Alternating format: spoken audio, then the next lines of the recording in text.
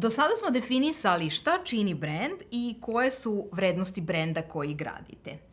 Definisali smo šta je društvena odgovornost i kojim ciljnim grupama je treba komunicirati. Sada je pitanje kroz koje kanale komunikacije ćete prići relevantnim ciljnim grupama. Dakle, niko ne mora da priča sve svima, niko ne mora da se obraća svima, niti ima uopšte smisla obraćati se svima.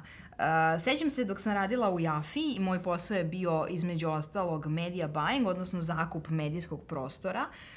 Kada su nam dolazile ponude za oglašavanje od televizija, recimo, vrlo često je za određene televizijske kanale ili određene termine pisalo ciljna grupa all, odnosno svi. Prosto ne postoji proizvod koji se obraća svima. Možda je Jafa najbliže tome da se obraća svima, ali opet vi kao neko ko je mali i održivi biznis svakako nemate masovnu proizvodnju i proizvod koji će se obraćati svima. I sad se opet vraćamo na audience personu, odnosno onog idealnog fotorobota vašeg kupca. Ako se sećate, krećemo od opšteg ka pojedinačnom. Dakle, prvo za audience personu prvo definišemo šta toj osobi potrebno, šta voli, šta ne voli i onda sužavamo na to koje medije ona koristi. To je vrlo važno zato što obratit ćete joj se kroz one medije koje ta osoba gleda ili sluša ili čita. Primjera radi, ako gledate nekada jutarnji program RTS-a, primijetit ćete da godinama stabilno se na njemu reklamiraju Prizma aparati za merenje pritiska. To je zato što je primarna ciljna grupa za ovaj proizvod jesu penzioneri. Šta rade penzioneri? One prosto iz navike gledaju ujutru jutarnji program RTS-a. Takođe, ovaj proizvod se reklamira u nedeljnom dodatku Politike, što je takođe savršeno pogođena ciljna grupa. Šta to znači? To znači ako ja sada prodajem, na primer, šminku za večernji izlazak, ja svakako neću da je reklamiram u jutarnjem programu, odnosno tamo gde se nalazi ciljna grupa koju to apsolutno ne interesuje. Recimo, interesantna stvar je pitanje koje mi je nedavno postavio jedan mali biznis sa kojim sarađujem, da li treba da imamo profil na TikToku? Jedini tačan odgovor je da li je vaša ciljna grupa na TikToku? Da li su vaši kupci na TikToku? Ako su vaši kupci tu, naravno, otvarajte profil, svaki dan nešto pravite. Ukoliko nisu, ukoliko je to vama samo simpatično i zabavno je da pravite videe za sebe, ali to nije resurs gde treba da potrošite vreme ako vaša ciljna grupa nije tu. Dakle, važna su nam dva parametra u komunikaciji. Jedan je, kao što sad rekoh, ciljna grupa, a drugi je identitet vašeg brenda. Zato sam toliko pažnje u prethodnim lekcijama i posvetila vrednostima brenda, zato što kada dođemo do ove praktične komunikacije, kako treba da komunicirate sa ciljnim grupama, tu se najviše oslanjamo na vrednosti brenda.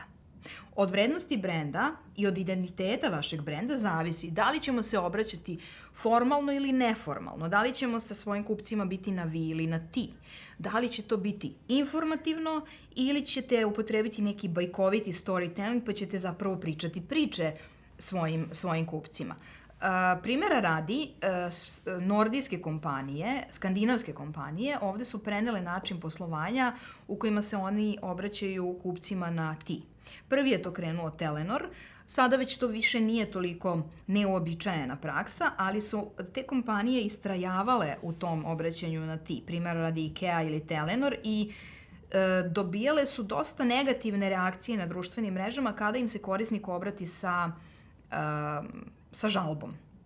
Dakle, vi kada dođete do društvene mreže, vi ste već imali problem koji niste uspeli da rešite, vrlo ste već emotivni, vrlo ste već iznervirani kada ste došli u fazu da to svoje negativno iskustvo podelite na društvenoj mreži, odnosno na stranici određenog brenda.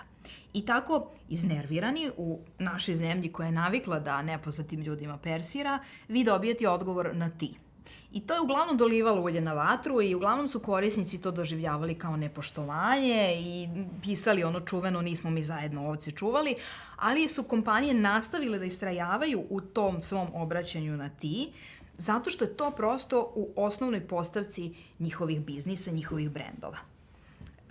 U svakom slučaju, kako god da izaberete da se obraćate, a na osnovu vrednosti svog brenda, ono što je cilj vašeg prisustva na društvenim mrežama ili kroz koji drugi kanal komunikacije izaberete da radite, jeste reakcija ciljne grupe. Dakle, ne kao u onom vicu imam stan, imam kola, ne tražim ništa, samo se hvalim. Dakle, nije u redu da se samo hvalimo. Jeste u redu, ali prosto to ne donosi svrhu, a svrha našeg biznisa jeste da izazovemo reakciju ciljne grupe. U slučaju ciljne grupe kupac, željena reakcija jeste da kupac kupi naš proizvod ili našu uslugu. U slučaju da komuniciramo sa, stručnom javnošću ili investitorima, tu je pak neka druga željena reakcija koju želimo da proizvedemo. Nekada je željena reakcija prosto da budemo u fokusu nekome. Nekome ko donosi nekakve zakone, nekome ko može da odobri nekakva sredstva i finansiranja i slično. U svakom slučaju, cilj komunikacije jeste reakcija ciljne grupe. Odličan primer jeste jedan održivi biznis koji je upravo ponikao iz Smart Collective nekog od programa podrške, a to je Soma. To je malo preduzeće koje ima izuzetno inovativan proizvod. Naime, oni su osmislili zamenu za stiropor koji se zove Biosporin i to je zapravo biorazgradivi materijal od poljoprivrednog otpada ili pečuraka. Poljoprivredni otpad je ono što ostane na njivama posle žetve i što se u našoj praksi, nažalost, uglavnom spaljuje, što ne samo da ne godi zemlji, nego i takođe zagađuje tim isparenjima dimnim i okolinu. Soma je našla način, dakle, da to nešto pokupi i da, zahvaljujući radu pečuraka u tim ostacima od poljoprivrednih gazdinstava, zapravo stvori neki novi materijal koji će da zameni stiropor. Dakle, možda još važnija misija njihove društvene odgovornosti jeste upravo ta zamena stiropora koji nije bio razgradiv i koji se masovno koristi i izuzetno mnogo doprinosi zagađenju. Dakle, koje bi bile ciljne grupe koje Soma mora da pokrije da bi uspešno poslovala? Ako krenemo redom sada od početka proizvodnog procesa, njihovi dobavljači su poljoprivredna gazdinstva. Dakle, Soma mora da nađe način da se obrati lokalnim poljoprivrednim gazdinstvima na način na koji će oni da čuju i da shvate da je bolje da njima prodaju ostatke od žetve nego da ih spaljuju na njivama. Takođe, druga vrlo važna ciljna grupa jesu kupci. Njihovi kupci nisu maloprodaja, to su velike firme koje proizvode nameštaj, belu tehniku, opremu za gradnju, dakle sve one firme koje u velikim pločama koriste stiropore, a koje bi sada možda mogle da i svoju ličnu kompanijsku društvenu odgovornost izgrade tako što će preći na neki održiviji materijal. Takođe, njihova treća ciljna grupa mogla bi da budu nekakvi investitori, nekakvi davaoci grantova, na primjer neki fond Evropske unije koja želi da podrži razvoj neke ekološke proizvodnje. Takođe, važna ciljna grupa u njihovom slučaju je stručna javnost i stručna javnost, na primjer, u izgradnji koja će da sad predloži da novi standard u izgradnji bude u materijali za izolaciju Biosporin, a ne nešto što se već do sada koristilo. I konačno, ciljna grupa koju svakako pokrivate pokrivanjem prethodnih ciljnih grupa jeste opšta javnost. I nekako opšta javnost jeste uvek postojeća ciljna grupa za svu vrstu komunikacije, tako da nju nikada ne bi trebalo isključiti. Druga stvar, kada ste definisali ciljne grupe, važno je da znate kako da kažete tu svoju poruku, kako da ispričate svoju društvenu misiju i viziju tako da izazove željenu reakciju. Dakle, idealno je kada završimo ceo ovaj program edukacije da vi imate jednu savršenu rečenicu koja opisuje vaš biznis i vas u jednoj rečenici. Da biste predstavili sebe i svoj biznis u jednoj savršenoj rečenici, zaista je potrebno dosta pripreme i dosta vežbe. A da biste to postigli, morate da definišete svoje vrednosti, da znate kome se obraćate, da znate šta želite da postignete i konačno kako ćete to da postignete, a odgovor na to pitanje kako jeste nešto što se zove storytelling. Storytelling se obično ne prevodi.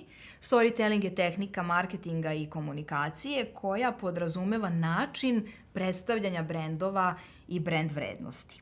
Ako treba najpreciznije da definišemo storytelling, to je način da ispričate svoju misiju, viziju, vrednosti, društvenu odgovornost na način koji će da izazove željenu reakciju ciljnih grupa.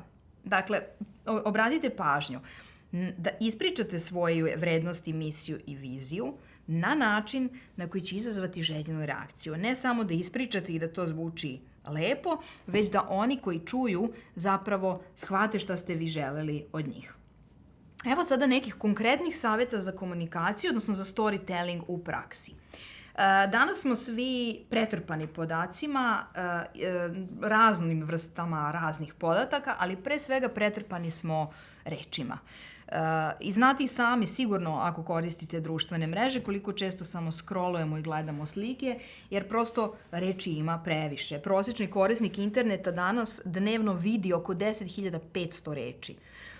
I ako znate to, vaše komunikacijske poruke treba da budu kratke, jasne i upečatljive, a kada se obraćate na društvenim mrežama, u mailovima ili na blogovima, na portalima, morate imati jasan, upečatljiv naslov i vrlo jasan i upečatljiv početak. Zato što ako na tom početku poruke niste uhvatili čitaoca, neće sigurno da scrolla do polovine teksta da bi shvatio da li ga tamo nešto možda zanima. Takođe, 92% korisnika bolje reaguje na priču nego na klasičnu reklamu. Šta hoću da kažem? Korisnici će pre da kupe proizvod za mršavljenje koji je probalo 30 žena i 3 su došle na televiziju i donele neke slike od pre i slike od posle, nego ako samo vide reklamu za nešto što je proizvod za mršavljenje. Imate onaj čuveni citat, izgleda šašavo, ali mene leđa više ne bole. To je klasičan primer kako kroz priču korisnika vi prodajete zapravo proizvod. Dakle, ne klasična reklama, nego nešto što je priča. Umesto da kažem kupite ove kolače, super su, ja ću da ispričam da njih prave žene iz ranjivih grupa s posebnom pažnjom i ljubavlju i s posebno izabranim sirovinama i zbog toga je ovaj kolač nešto najkvalitetnije što možete pojesti. Dakle, vodite računa o tome da vaše komunikacijske poruke imaju poziv na akciju. Imaju uključenog kupca u toj poruci. Ne samo ovo je super i najkvalitetnije sirovine i društveno odgovorno, nego vi ćete se osjećati bolje ako ovo kupite i bit ćete zdraviji ako ovo pojedete, a ne nešto drugo. U komunikaciji bi trebalo da nastupate neposredno, da baratate činjenicama, ali da ih upakujete u priču. I konačno, kada govorimo o društvenim mrežama, zašto je Instagram mreža koja mnogo više raste od Facebooka? Zato što mozak 60 puta brže procesuira sliku nego tekst. I zato kada se obraćate kroz društvene mreže, radije birajte sliku nego tekst ili ako pišete tekst uvek uključite nekakvu dobru sliku. Prosto slike su nešto u što čovek zaista treba da investira. I sada ovo je nešto što možete i da zapišete kao nekakvu svoju osnovu za komunikacijsku strategiju. Hajde da definišemo nekakve 2 ciljne grupe. Primera radi, ako pravite opet kolače ili ne morate, možete da pravite bilo šta što je na ovom stolu.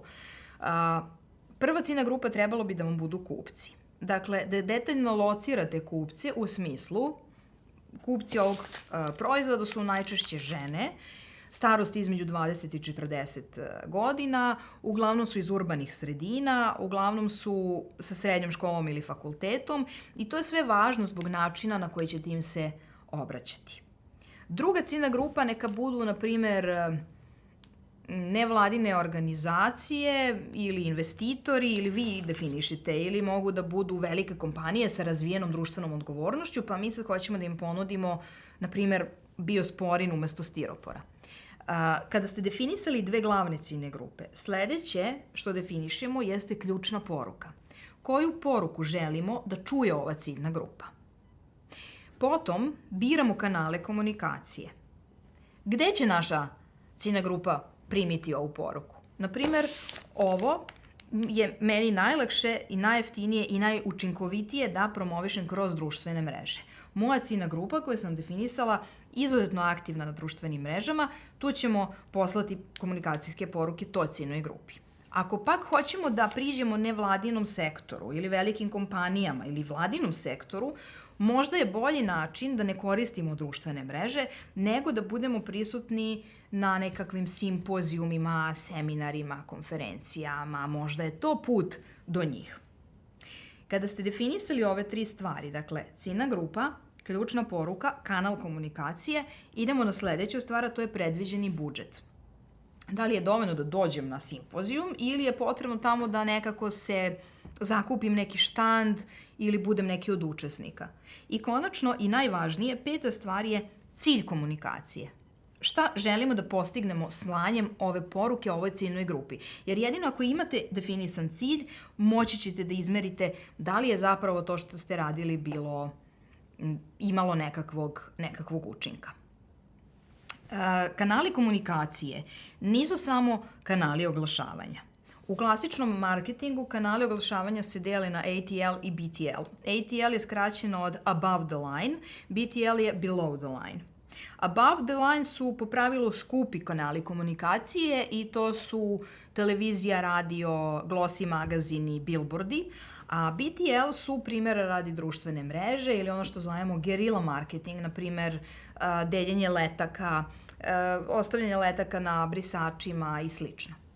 Međutim, kanali komunikacije su jednako i mailovi, aplikacije za dopisivanje, sastanci koje vodite online ili offline, događaji, skupovi, stručne publikacije, dokumenti koje šaljate. Kanali komunikacije na internetu, pre svega Google i društvene mreže, su takođe vrlo važne u percepciji vašeg brenda. Kanal komunikacije je takođe vaš website. Dakle, svi ti pobrojani kanali su važni i ne bi trebalo ni jedan da zanemarite u formulisanju svojih ključnih poruka u obraćanju ciljnoj grupi.